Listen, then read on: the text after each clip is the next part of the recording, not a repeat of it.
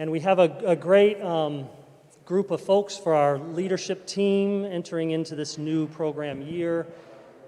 And someone that's been serving for a couple of years now is Jason Ryan. And I'm going to hand it over to him to get us started. Thank you, Will, and good morning, everyone. I am a member of the leadership team and here this morning to kick us off. I thought I had a few more minutes, so I had to run back upstairs, so if I'm out of breath, that's why. So give me a minute, especially with the mask. So I wanted to share just a few words to kick off with respect to the connection between this presentation and the strategic plan that, as many of you may recall, was rolled out earlier this year. One of the core elements of that strategic plan is what we called the foundational sustainability. And this foundation of sustainability is critical in that it underlies all of the different activities of the church, whether it's the youth programs, outreach, and the list goes on. All you have to do is really read the Thursday emails every week, and you know just how active we are in so many different areas. And this foundation of sustainability that underlies all of those activities has several components, and we did talk about this back when we rolled out the strategic plan.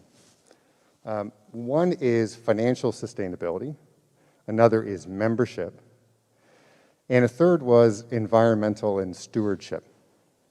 And so what you're going to hear today from this presentation can actually touch on all of those different areas for us, and intersects, of course, as well with justice initiatives.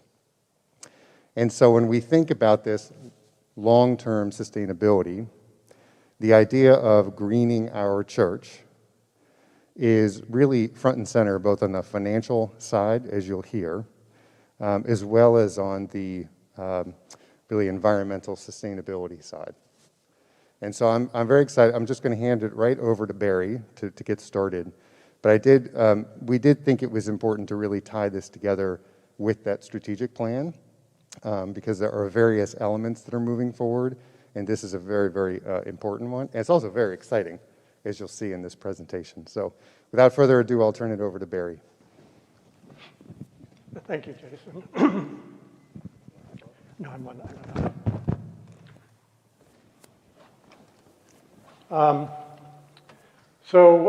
In case you don't know me, I'm Barry McCardle, and my wife Jessica and I are co-chairs on the Environmental Justice Ministry. And about 3 years ago, we began to investigate installing solar on the church roof. Unfortunately, the steeple project and then COVID sort of put a delay to that, but it's really exciting that we are now beginning to look at this. This presentation was given back in 2019. I've shortened it a bit.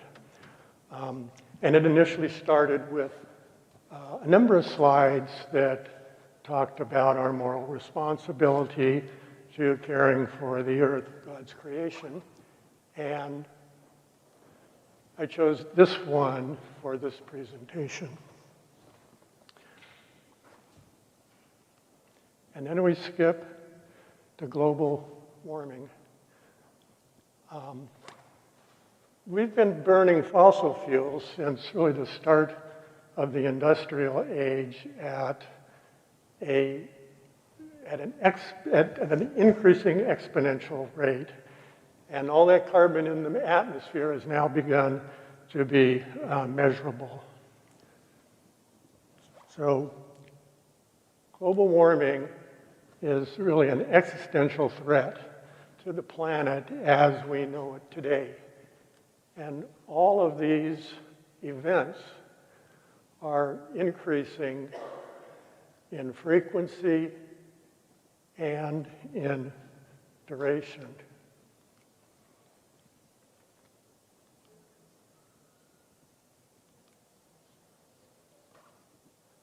Barry, the receiver, if you point it that way. Oh, that's what's wrong.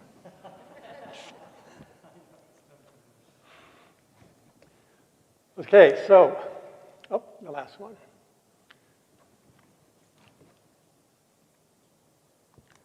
So, what can we do about it? The easy answer is leave the fossil fuels in the ground. But that's easier said than done. This is a chart of Massachusetts, where it gets its electricity from, what sources, from, I think it's 2001 to 2019. And you can see the reliance we have on gas now and how it's been increasing. But what is encouraging is that solar is now a mature technology for creating power, and you see it starting to increase its use here in Massachusetts over the last 5 years. And this chart also shows the same thing. The blue line that has the very deep decline is solar energy, and you see that its cost has declined considerably to the point that it's now below the price of gas. And and so you have really all three, gas, solar, and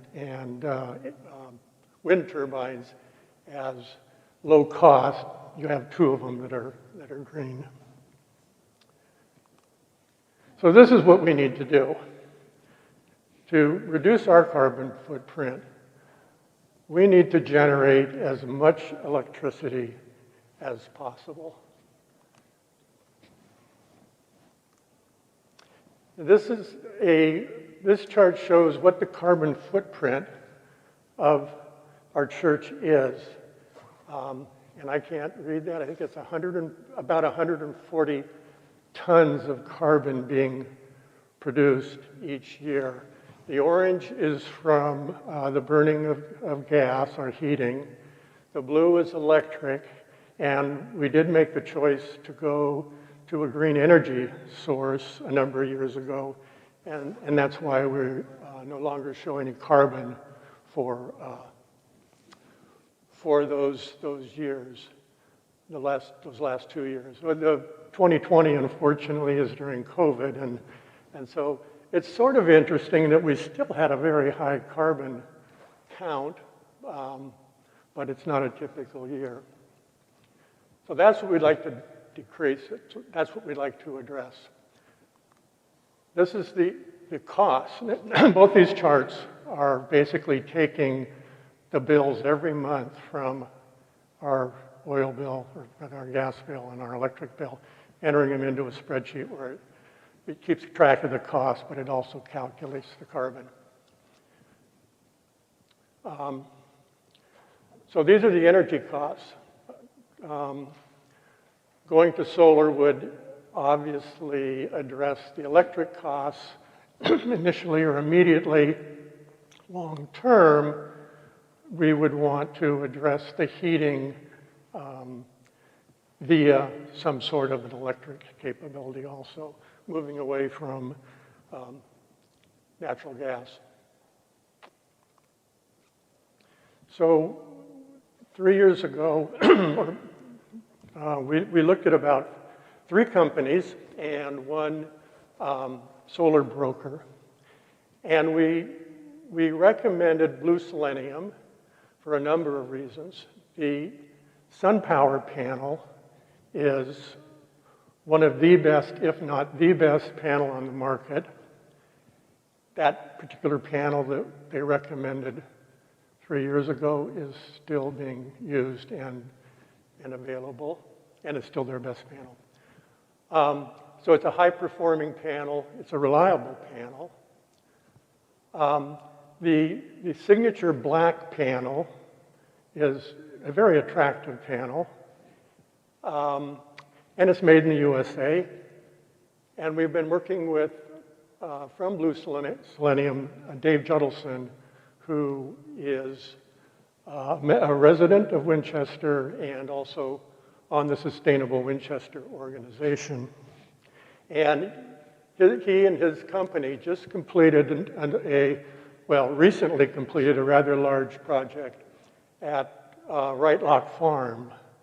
So if anybody's interested to go on a walk, they should go over there and take a look at the signature black panels that are on the two barns. Oop, that bounced, didn't it? So when you ask a solar company to give you a bid for putting panels on your roof, the first thing they do is they get satellite imagery of your roof, and then they look at the various locations that make sense to install it. Blue selenium shades the roof from yellow being best to the darker purple being in the shade.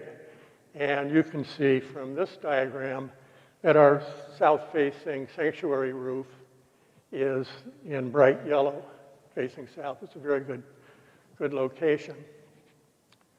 The other location that they said was reasonable was the flat roof, which isn't quite as sunny, but the panels that would be installed there would be slightly tilted in the southerly direction. And for the sloped roof, the sanctuary roof, they're recommending the signature black, as I mentioned, which are very attractive. For the flat roof, their bid was using a commercial panel that is a touch less expensive, but it's not visible, so they felt that would make sense to use that particular panel. Now, this part is obviously 3 years old,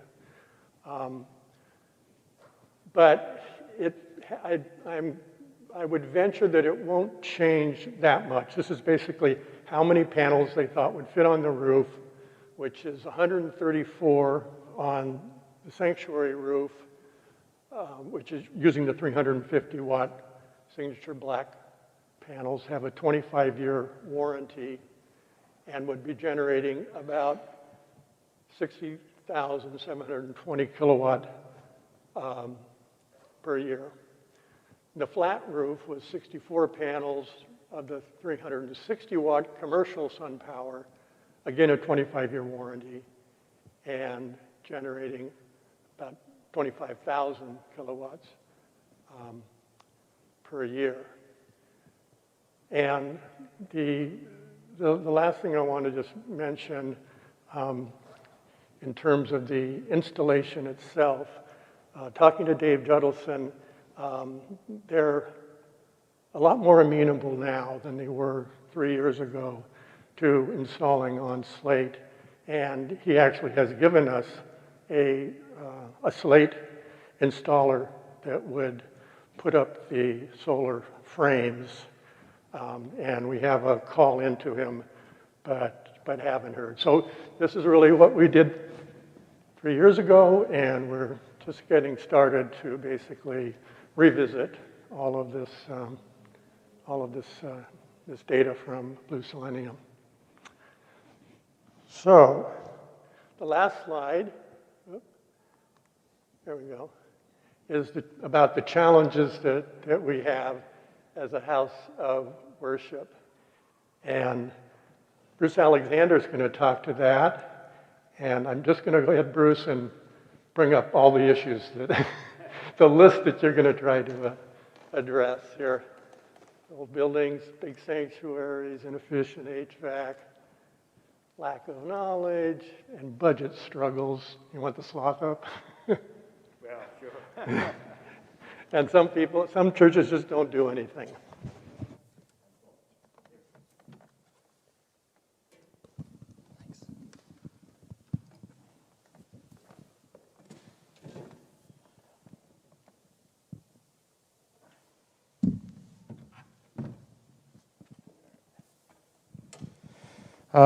Good morning. Is it still morning? Good. If you're not sure, I'm Bruce Alexander, former chair of the facilities ministry, but what I want to do today is talk a little bit about the work that I was a part of with the ministry over the last numbers of years, and some things that have transformed me a bit that I want to share with you today.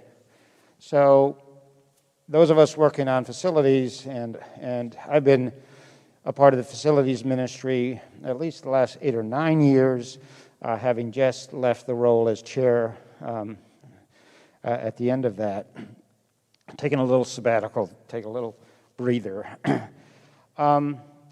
So the challenges of working on a building like this is great. So that's, you've already figured that one out anyway. One thing that you do is you do a lot of work tweaking this and tweaking that. For example, we've done a variety of things around our heating system, and for those of you who aren't sure, natural gas, steam heat, with a very large boiler in the basement, and well, even below the basement.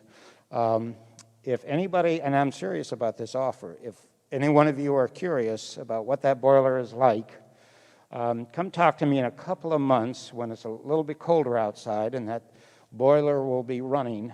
And if you've been in that boiler room while that boiler is running and you consider the CO2 going up the stack, it's a sobering experience.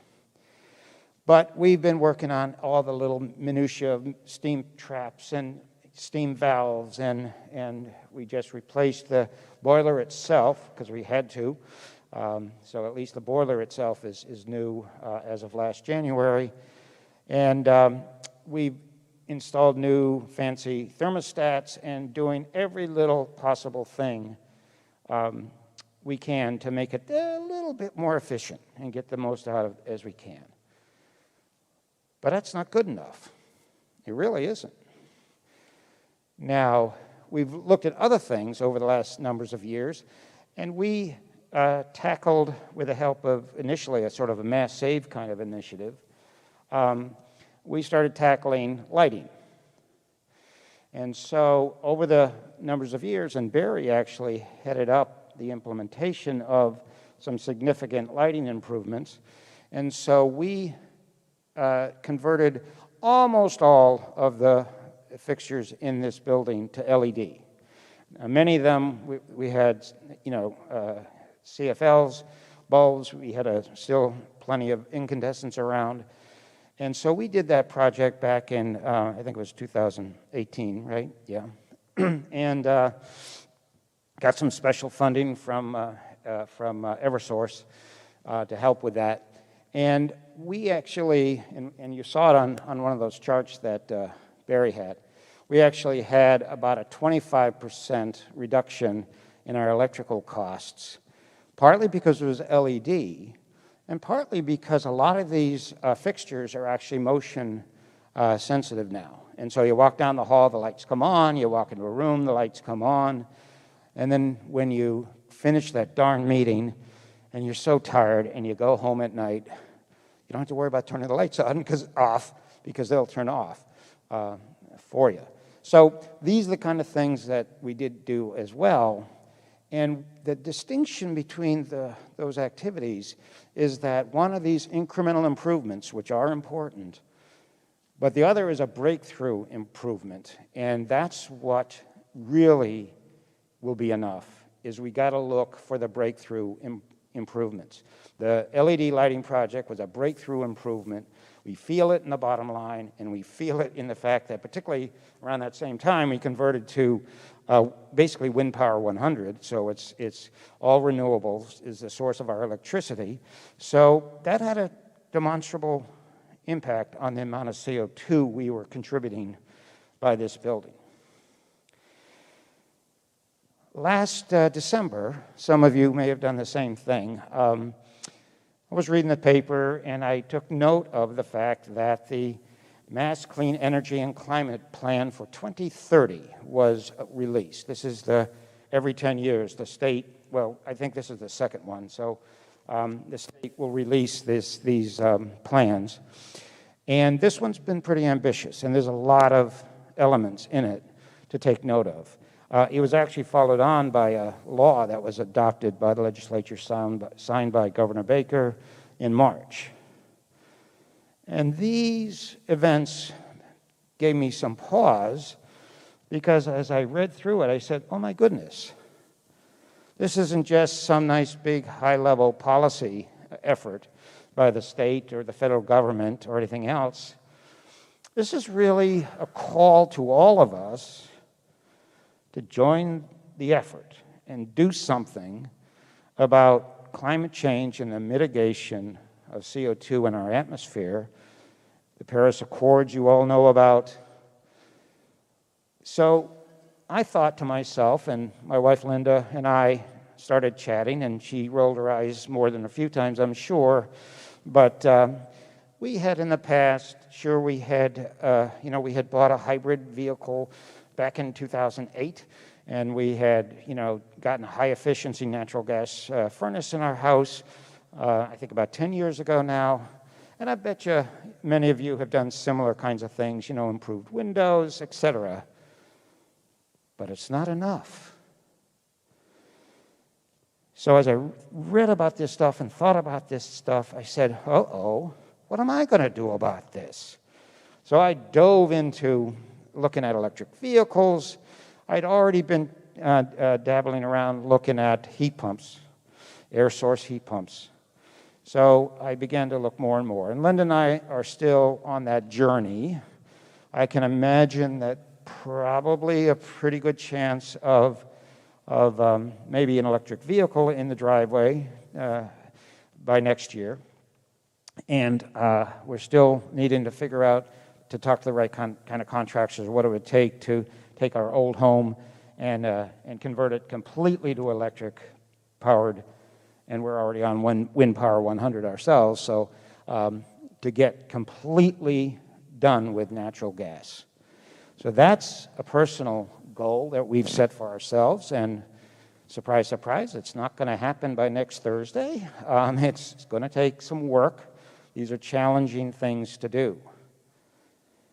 And then I said to myself, because at that time I was still on facility, I was probably preparing for a meeting at that point, and I said, oh my goodness, what's a church going to do? And certainly was aware of and participating in the solar discussion and other kinds of aspects of it.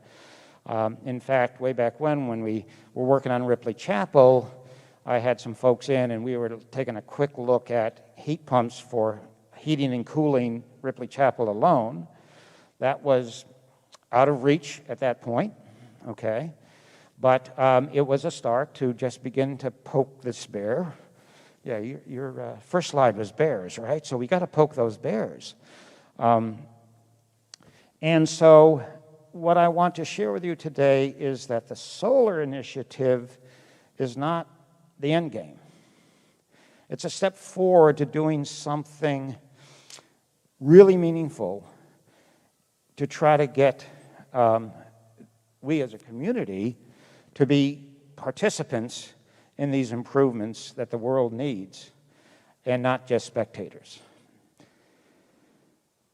About 10 days ago, let me precede that with, Jessica and Barry actually found out about a really interesting organization called the Interfaith Power and Light Organization. And it really was formed up, and it's a not-for-profit organization, formed up to really deal with this hog problem of the fact that churches really have a huge problem of addressing this problem of our CO2 footprint. So we brought in a consultant provided by Interfaith Power and Light, and he took a long hard look at our building. And that was done in 2019 as really a companion to this solar thing. And we looked at, and it basically talks about both solar and heat pumps and other kind of technologies. So I attended a webinar sponsored by Interfaith Power and Light, the national arm of it, about 10 days ago. And it was identified as a tour of two churches, a virtual tour of two churches who had achieved net zero. One was a church in Episcopal church in Davis, California, and the other one was a church, a Unitarian Universalist church in Iowa.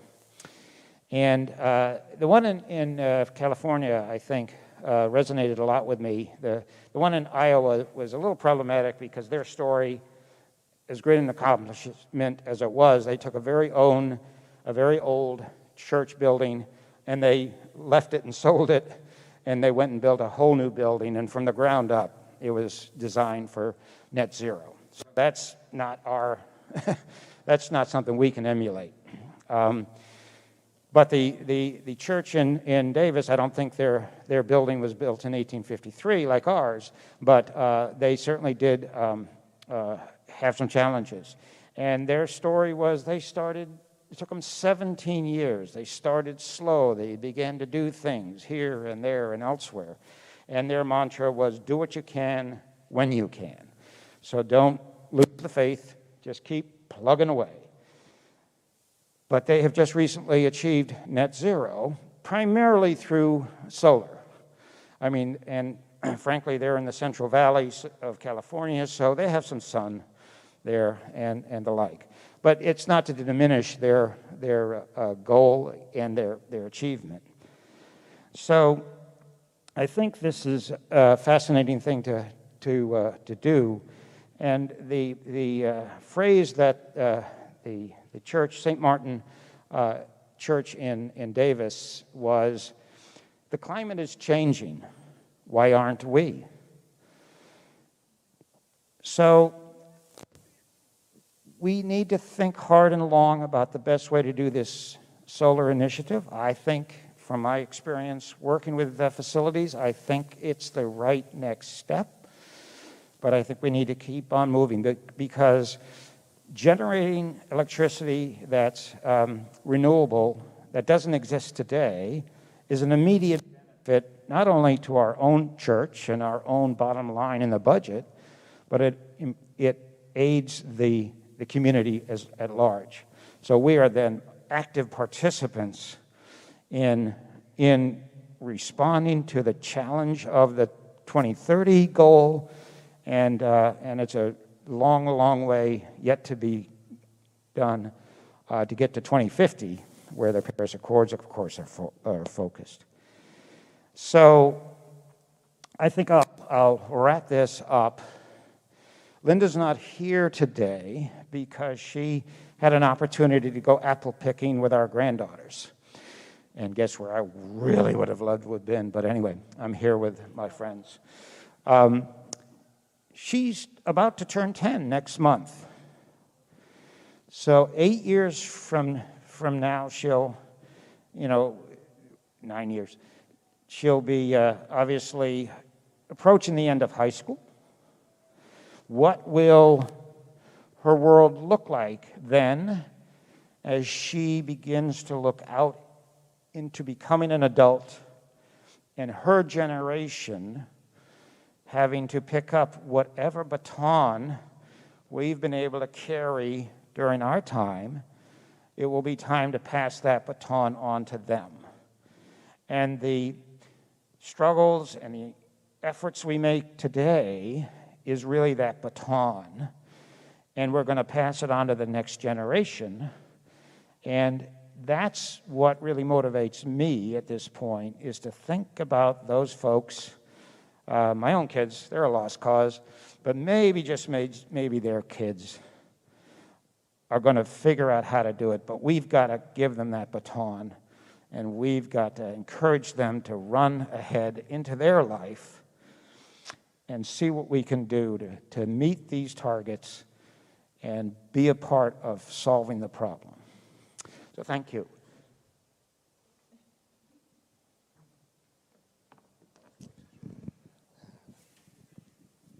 All right, so are we going to have a time for question and answers? And if they're theology questions, I'm happy to take them, but I think you need to be the one answering specifics about the solar panels.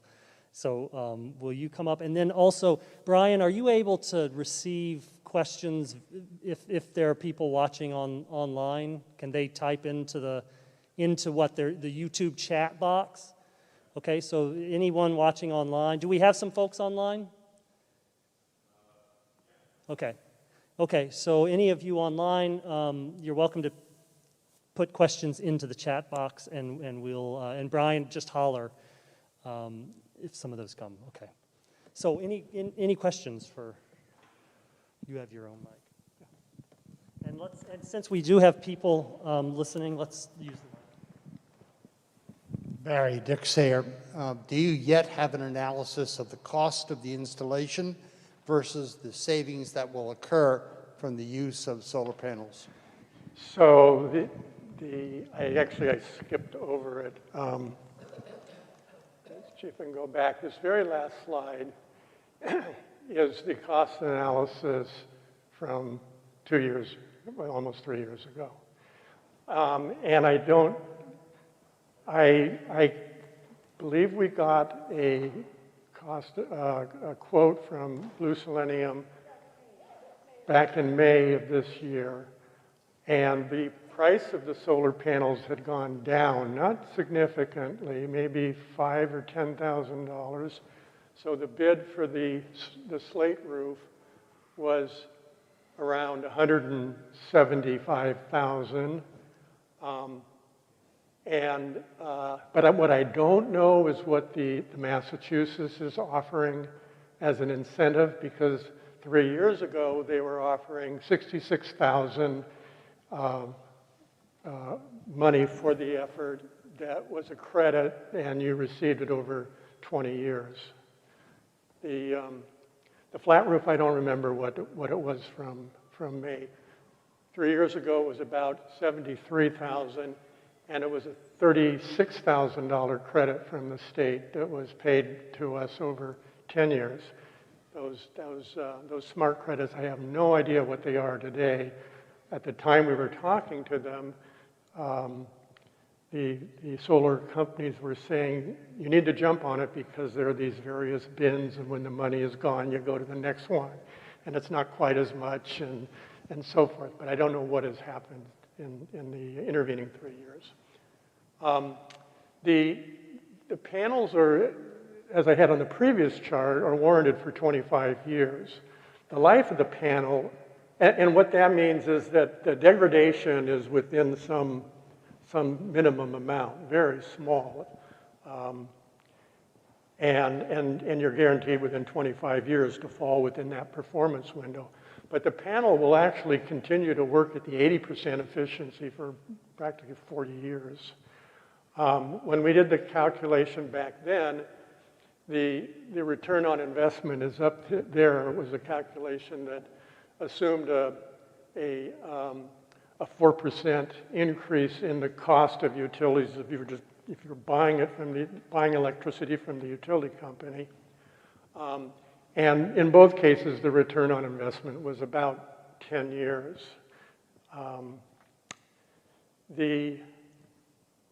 I believe that I removed from this the quotes that we had for removing the slate roof and putting up an asphalt roof. Because going forward, I think what we want to do is get a bid on, as I mentioned, having a slate installer install the frames. And so we need to still talk with Blue Selenium, because I think the quote that they gave us in May is assuming that they go to a good asphalt roof and they put it in for this amount of money. We're going to have to they're going to have to work with a slate installer, and so that's going to be, I would assume, a separate cost. But then again, Blue Selenium wouldn't have to be doing the installation on asphalt. So I don't know how that's going to turn out, but that's one of the things we'll be looking at as we go forward.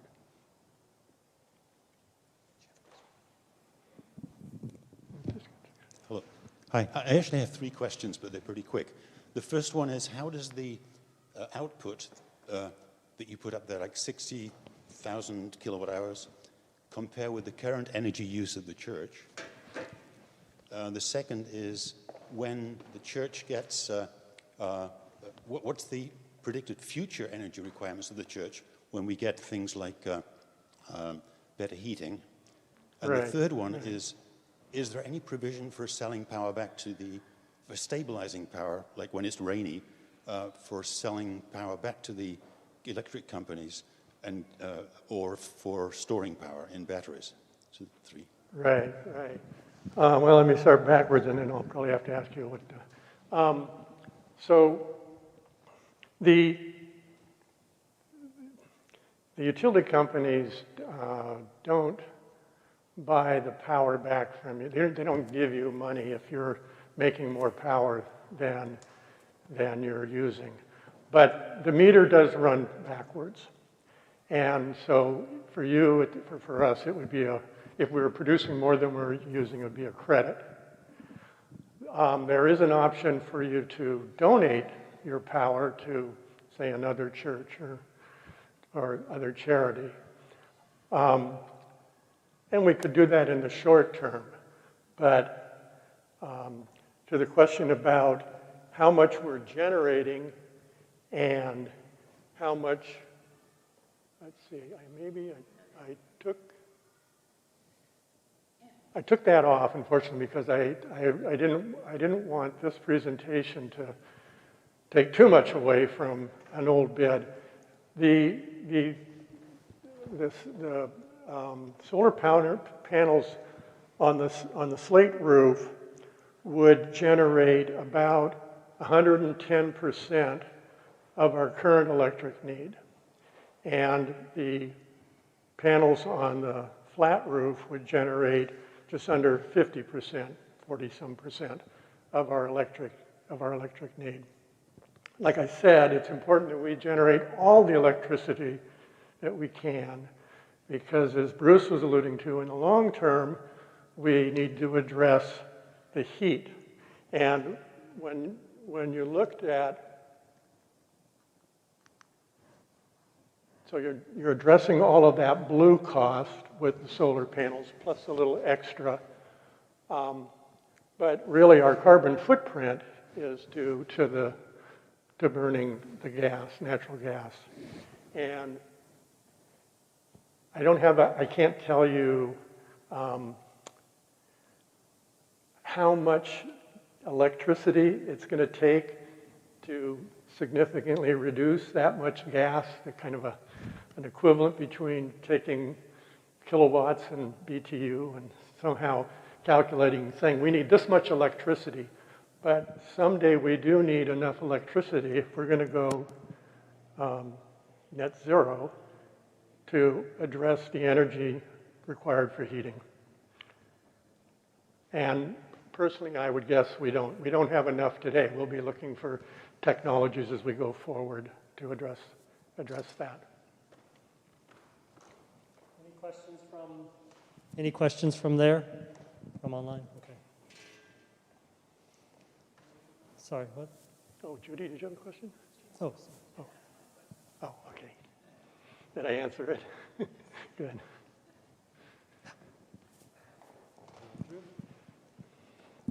Hi there, Andy McKinley. The section that's nearest the back there, I guess shows in red. Is that partly because of the trees that are back there? And do we have any rights or ability to trim some of those trees that would help us out? So the worst roof is the north-facing roof, and obviously that affects the efficiency of the panel. So they typically recommend that it's not worth your while to be putting panels facing north. They just don't get enough sunlight. You can see there that they take into account the shading of the steeple. I don't think there's any. I don't think they take into account the trees. At least I don't see them there. What about the orange section there on the far left, nearest the pond? So the flat roof that's entirely in orange, that's in orange because it's a flat roof, and it's just not as good efficiency for the panel to be at that angle versus actually facing south. Like I said, when they do install it, they install it at an angle. But it's not a big angle because they don't want a wind to come by and lift the thing up and, you know, take it away. If I may, I'll share a partial answer from the folks, in California and Iowa there. And one of the things they both did was they built these essentially carport-type structures in their parking lot with solar panels on top. So, without getting ahead of ourselves, as we really get to the point of what is our long-term, if we look at the pure vision of everything in this building being run by electricity, where is that going to come from? We may need to look at, other ways in which to expose solar panels to the sun. And but yeah, that certainly the north-facing this part of the roof is problematic to invest solar panels on. Any other questions? Yes. I think one is maybe a comment, another is a question. The comment would just be the louder? Too loud? Good. So the comment would just be, I know that solar installations, sometimes when they have to be decommissioned, can be expensive, so understanding the back end of the panels and what the company sees with respect to that. So just understanding that piece. And then a question just to make sure I understood, we could get maybe roughly 150 or 160% of our current electricity with the panels full stop that are presented here. And the idea is that with that incremental energy or electricity, we would need that potentially to offset some of the fuel that we're using for heating. Is that correct? Right, yes. I mean, as a very simple way of looking at it, I could see us installing home heat pumps for the office space, where each office would have a unit in there that would heat. One of the first things we would probably do is look at the zones and see if there's a zone that we could just turn off and provide heat pumps in that zone if those rooms were reasonable to home heat pumps. Obviously, this space is the one we'd really like to do, and it's very problematic. And I don't have an answer for the cost when you do decommission it, how that goes. Whether they offer something if you're basically, 40 years later you're putting the latest panels on, and they come in and say, yeah, no problem. We take them, we recycle them. You pay for your new panels. We haven't asked that question. We'll ask it. Yeah. We have definitely not done any serious work yet about figuring out what heat pumps would look like in this building. But with the help of Tom Nutt-Powell from the Interfaith Power and Light, when he looked at this, and we actually had a follow-up visit with him last October, so that about a year later after he submitted his first analysis, to say, well, Tom, what's changed? What do you think? And bottom line is, everything he told us in 2019 really is still operative. This building is ripe for very incremental approaches, because you don't even want to think about, you thought the steeple was a complicated project? You don't even want to think about doing the whole building all at once. And the beauty of heat pumps is you don't have to do that. It does need to be engineered properly and designed properly, so it does, it's like our strategic plan. We've got to really think what the big picture is, and then step by step, do what you can when you can, and keep on moving it forward. So I think there's a lot of different potential, and it'll give us air conditioning.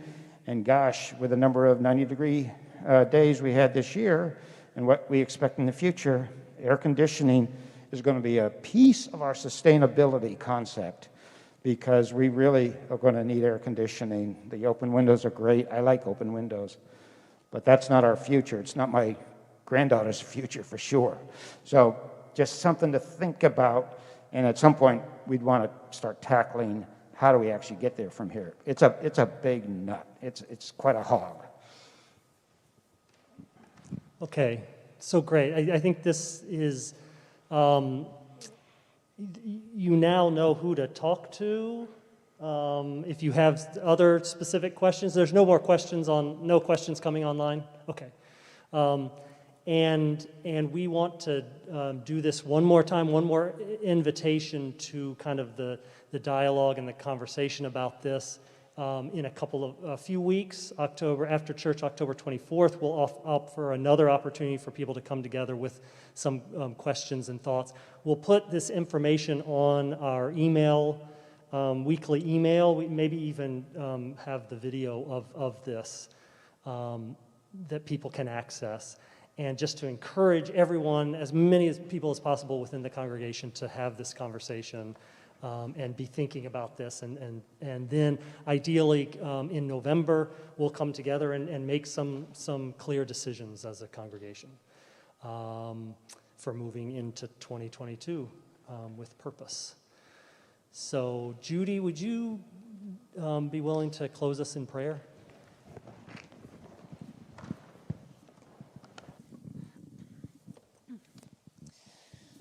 So let us pray.